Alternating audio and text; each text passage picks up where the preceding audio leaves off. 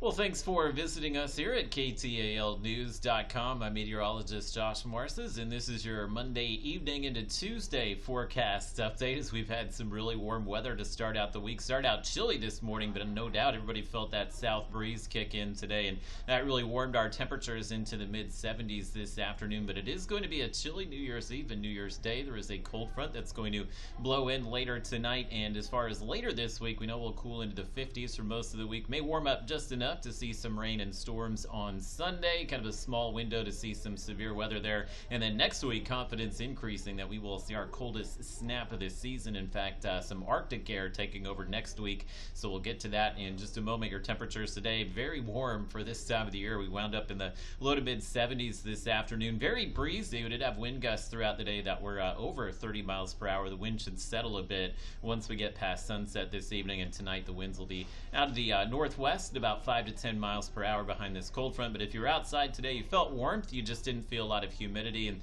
given that we don't have a lot of moisture or humidity out there, this front will not bring us any rain, so we will stay clear tonight and likely sunny tomorrow. But you can see that cold air that will dive south out of Canada behind that front and give us the cooler temperatures for your New Year's Eve as well as New Year's Day. So tonight, lows will be in the 40s, everybody above freezing tonight, but definitely cooler than last night, and the temperatures here will wind up in the 50s, maybe low 60s for a few areas tomorrow, but it is going to be a cool New Year's Eve for us. Expect we'll have a little bit of a breeze out there. You can see the winds turning to the northwest behind that front tonight. A lot of dry air with this system, so we will likely see those mostly sunny conditions persist on Tuesday. And once we get into the new year, you can see the sunny skies sticking around on New Year's Day. Lighter wind and just kind of a typical January day with highs in the 50s. So your New Year's Eve forecast calling for midnight temperatures likely in the low to mid 40s. No rain, so if you're just popping off some fireworks in the neighborhood or celebrating outside with friends, it will be a chilly night, but it will be rain free, so I think you're good to go as far as any of those midnight festivities that you may have going on. And then